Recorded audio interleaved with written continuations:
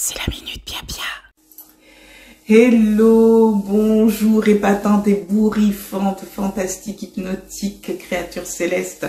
C'est Félicité, c'est la minute bien bien. Je suis ravie d'être là avec vous aujourd'hui. Comment allez-vous? J'espère que vous avez passé une belle semaine, que vous avez trouvé le moyen d'avoir une forte énergie. La semaine n'était pas simple. Apparemment, il y a eu une pleine lune qui tabassait les gens.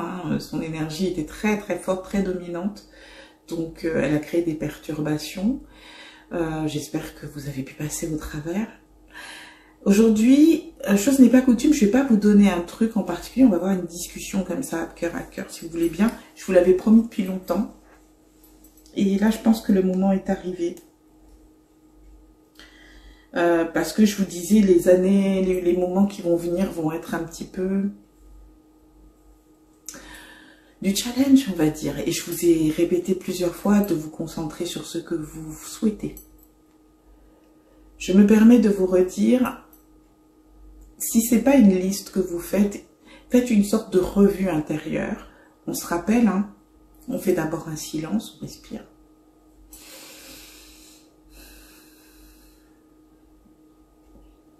Et puis on se demande la météo du jour, où j'en suis, comment je vais. Comment je vais vraiment? Quand on a la réponse, on essaye de dire, est-ce que ça, je peux l'arranger s'il y a quelque chose qui ne va pas? Si je ne peux pas l'arranger, quels sont les outils dont je dispose?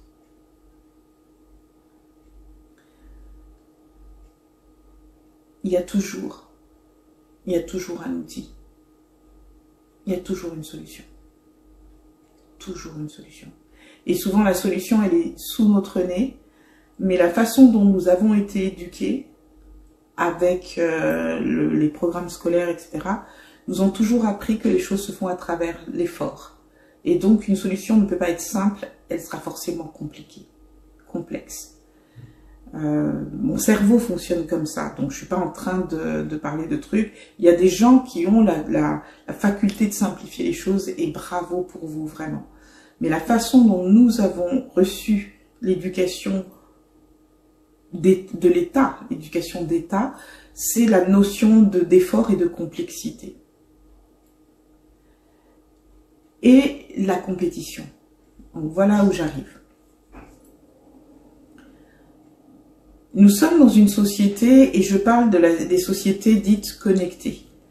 Je ne parle pas pour la personne qui vit au fin fond de l'Amazonie et qui n'a pas de téléphone et qui n'a rien et qui n'a pas de travail avec un salaire. Enfin, vous voyez ce que je veux dire, qui n'est pas dans le système. Je parle de ceux d'entre nous qui sommes dans le système, quel que soit l'endroit du monde dans lequel nous nous trouvons. Actuellement, nous sommes soumis à quelque chose de très très spécifique qui a lieu. Je ne vais pas faire de politique, attention.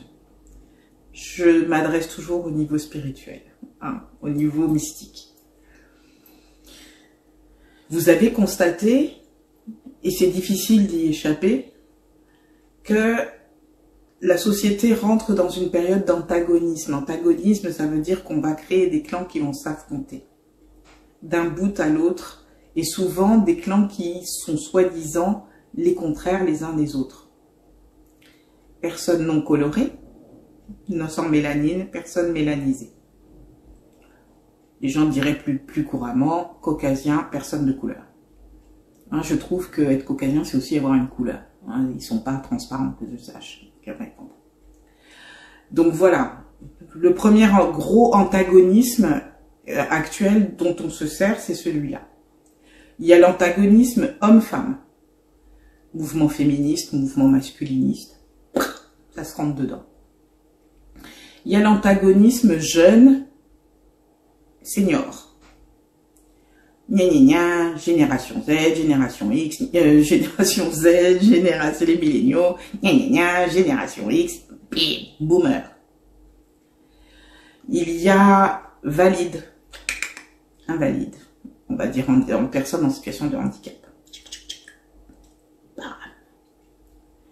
Il y a personne qui défend la nature, et contre ces personnes qui défendent la nature, il y a des gens qui dénient qu'il y a un changement climatique.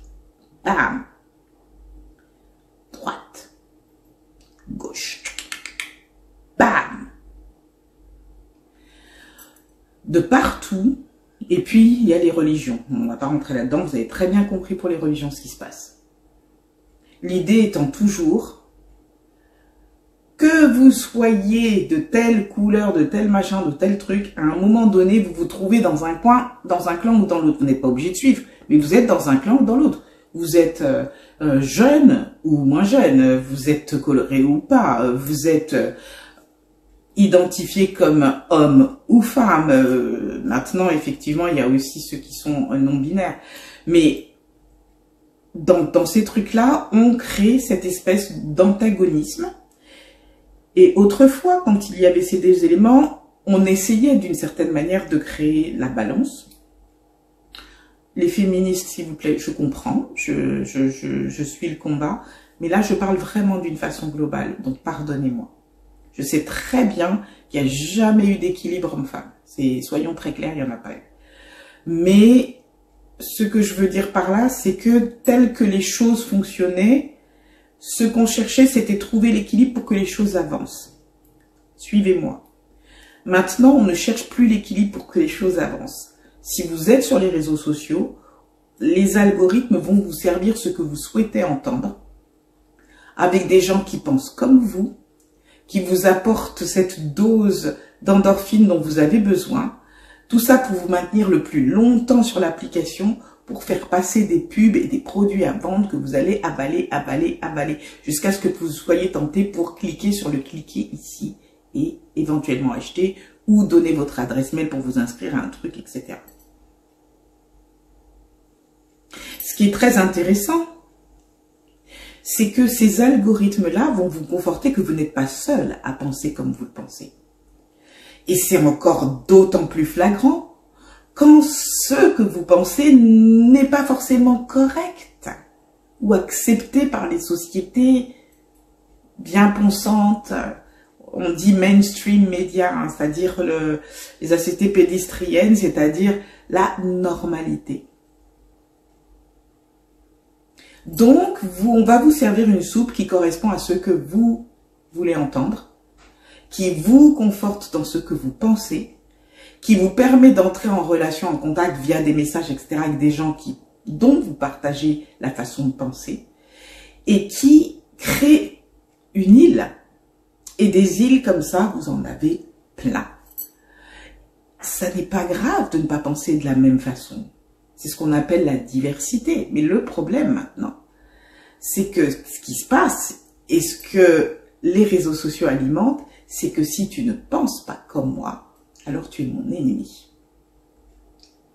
On se rentre dedans. Et quelle est l'expression, quel est le sentiment mystique derrière? Alors des gens vont vous dire qu'il y a un combat qui se livre en ce moment entre les forces du bien et les forces du mal. Ah, je vais pas aller jusque-là parce que je trouve que ce truc-là, ça existe depuis la nuit des temps. Toutes les sectes se sont pratiquement fondées sur ce principe-là. Et ça n'a pas du tout arrangé les choses et changé les choses. Et ça, c'est depuis quand même des millénaires. Donc, c'est certainement un terrain sur lequel les forces s'affrontent, mais ça ne suffit pas à justifier ça. On découvre beaucoup d'affaires de V, hein, de femmes vis-à-vis d'hommes ou de groupes d'hommes, des affaires assez sombres, très laides, et on se dit, ah là là, maintenant de nos jours, qu'est-ce qu'il y a? Donc, non, c'est pas de nos jours. Je suis désolée de vous le dire, ça a toujours été comme ça. Les guerres au moment des Moyen-Âge, les soldats n'étaient pas forcément payés. Donc, pour qu'ils soient payés, on leur disait, vous allez piller le village vous appartient, les enfants, les femmes. Et ils faisaient ce qu'ils voulaient. Et c'était pas beau. Donc, ça a toujours existé. C'est juste que, et c'est là que je vous demande de me suivre encore, maintenant, tout ressort en lumière. Les choses que nous constatons ont toujours existé. Simplement, maintenant, il y a un coup de torche dessus, là. Bref. Et ce qui est intéressant, c'est que pour moi, ça me dit que la lumière est en train de marquer des points. Parce que tout ce qui était tapis dans l'ombre, qui grouillait comme ça, au fin fond du sous-sol, ou dans le grenier, derrière l'immense toile d'araignée, ou au fin fond de la forêt, derrière dans une mare tapis, là, dans l'ombre, c'est en train de sortir. Et par le biais des réseaux sociaux, ça se diffuse partout. Donc, je ne peux que noter l'avancée de la lumière. Et ce que je veux dire. Maintenant, revenons à ce que je vous dis souvent quand je vous salue. On va encore créer d'autres formes d'antagonisme. Parce qu'on se rend compte que là, on avait les vax et les anti-vax, par exemple. La Terre est plate, la Terre est ronde. Il y a eu des animaux préhistoriques sur cette planète où c'est un mensonge, c'est pas vrai. Il y avait Adam et Ève, etc., etc. C'est de plus en plus ça. Ça va bientôt être, moi j'aime bien les chaussettes longues et moi je préfère les soquettes. Et paf, on s'entend pas. Tout est exacerbé par les réseaux sociaux et tout est exacerbé parce qu'on nous sert la soupe et donc on se dit qu'on a raison et l'autre en face, ça n'a pas la même soupe, mais il est persuadé qu'il a raison puisqu'on lui sert à lui aussi une soupe qui lui donne raison. Et le troisième, c'est la même chose. Donc tout le monde est en antagonisme, des fois même dans les mêmes familles. Donc quand je vous dis restez concentré sur ce que vous voulez, c'est fondamental. Quand je vous dis, interrogez-vous de temps en temps, prenez le temps de vous dire où j'en suis, est-ce que ça va?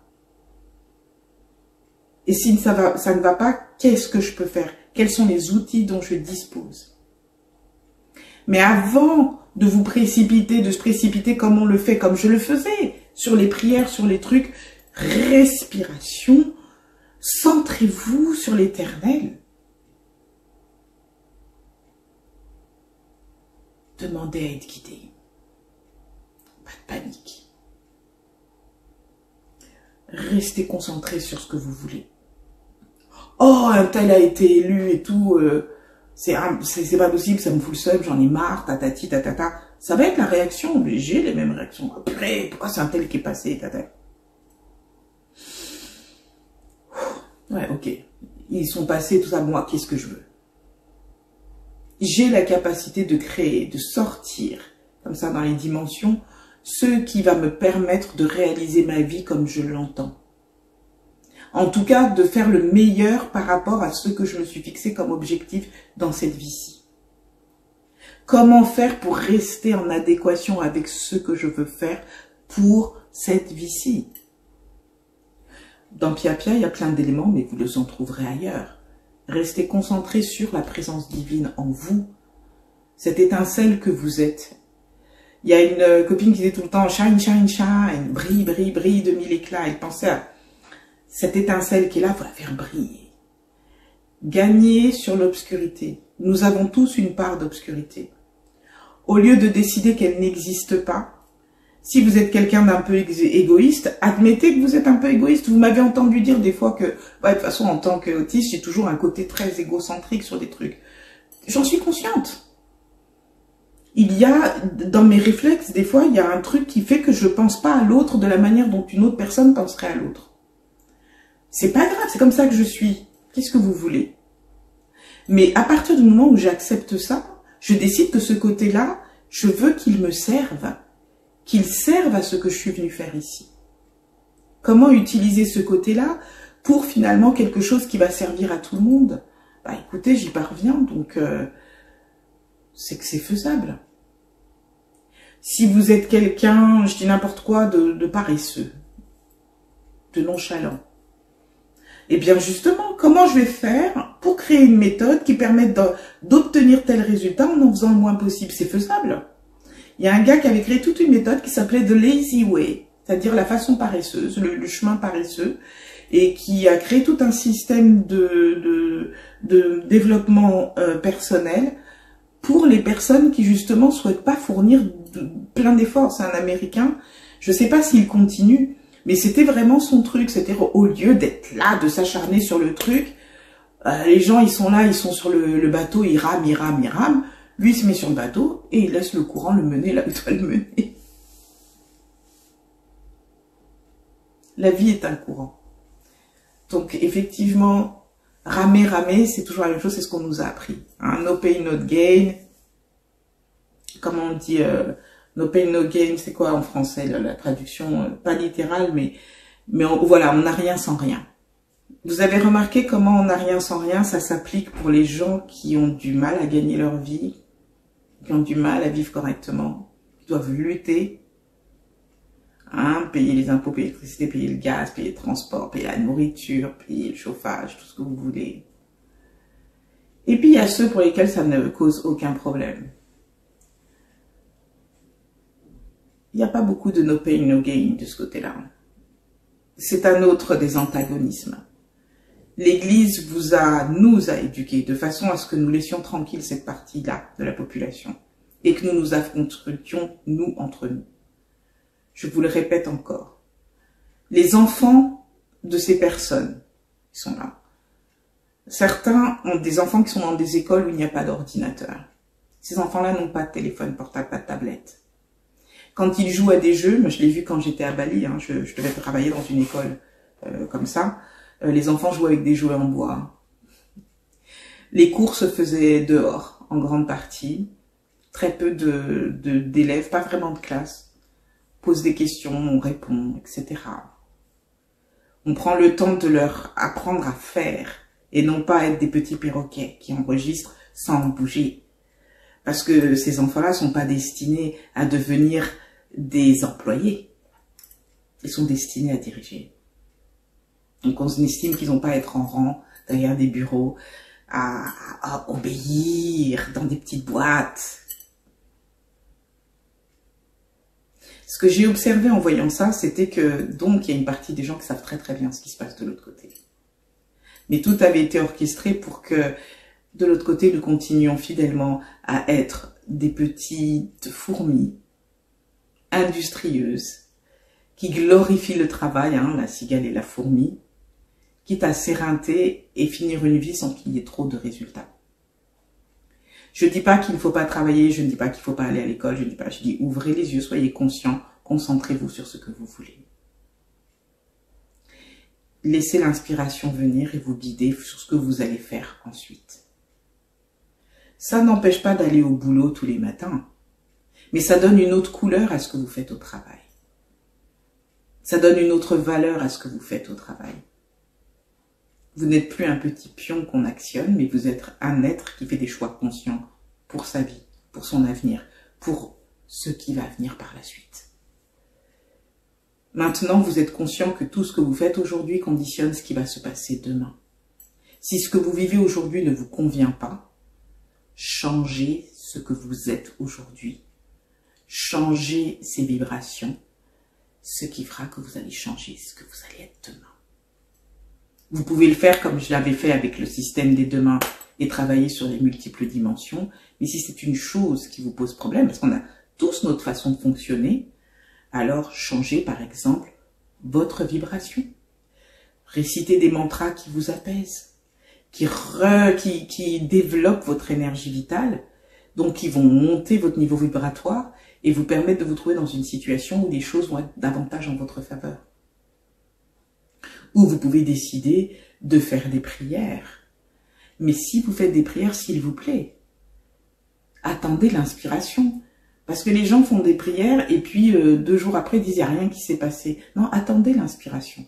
La prière, on vient bien sûr à votre secours, mais surtout on va agir sur l'étincelle divine en vous pour que vous ayez l'inspiration. J'ai prié et j'ai entendu va faire ceci, ou je me suis mis à penser à un tel, j'ai fait ci, j'ai fait ça. C'est ça le travail de la prière aussi. J'ai aussi reçu 2 mails et un commentaire sur la chaîne, qui étaient des mails de gens très très colères, voire très rageux, qui disaient que en proposant aux gens de s'adresser aux anges, je faisais un travail démoniaque. Et que on ne pouvait obtenir des choses qu'en passant par Jésus. C'est la forme d'antagonisme dont je vous parle. Et je pense que le maître qui était Jésus n'aurait jamais utilisé la rage et la colère pour véhiculer ce genre de choses à la personne que je suis. Le message de ce maître, c'est l'amour, la compassion, la tolérance. Je ne sais pas mais si ces personnes regardent le Pia Pia actuellement, Mais je doute que ce que vous m'avez envoyé aille dans le champ, du moins spirituel, du Christ. J'en doute sérieusement. Je ne vous ai pas répondu parce que je ne prêterai pas le flanc à quelque chose avec autant de négativité et d'obscurité que j'ai reçu. Pour la personne qui a fait le commentaire, je l'ai supprimé, donc si vous le cherchez sur mon truc, vous n'allez pas le trouver. Parce que, de la même manière, je n'ai pas aimé l'énergie qui émanait du truc. Vous avez le droit de ne pas être d'accord avec moi, heureusement. Mais vous n'avez pas arrivé avec une telle rage. Il y avait presque de la haine. Je peux vous le dire, très gentiment, j'ai fait un retour direct. Cette énergie-là ne va pas rentrer chez moi. Je vous souhaite le meilleur, mais je vous ai renvoyé à la bine et c'est l'Éternel qui va traiter avec vous. Je n'ai rien à vous dire. Ah, mais vraiment, avec toute la politesse du monde, je n'ai rien à vous dire. Si un jour vous voulez entamer le dialogue, apprenez à me parler, justement avec politesse. Nous ne sommes pas là pour voir ce qui nous sépare. Nous sommes là pour voir ce qui nous rassemble. Et en tant qu'être humain, si nous arrivons à faire ça, nous allons transformer cette planète. Mais commençons par nous. Où en suis-je? Où veux-je aller? Quels sont les outils dont je dispose? Et si je suis perdue, là, faites appel à des gens qui sont qualifiés pour vous aider, pour vous accompagner. Donc voilà, c'est une minute pia-pia bizarre, mais j'aurais pu en dire beaucoup plus. Mais j'ai pas envie d'entrer dans le terrain glissant de la politique. Mais je veux que vous sachiez que tout ce qui se crée autour de vous, c'est encore l'obscurité qui essaye de vous amener dans son sillage et vous détourner de ce que vous êtes en train de faire pour votre vie. On essaye aussi de monter les pauvres contre les riches, alors que vous avez vu que même chez ces personnes-là, il n'y a pas forcément des gens heureux.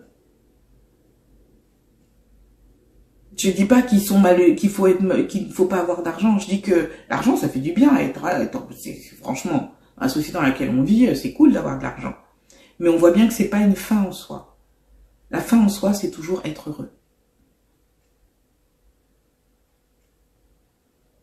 C'est ce que je vous suggère. Au-delà de ce que vous voulez obtenir dans vos prières, priez pour être heureux, pour votre bonheur et le bonheur de tous. Ça va accélérer vos prières, ça va accélérer les apparitions des solutions et ça va vous faire vivre une vie dans laquelle vous allez enfin profiter de l'existence.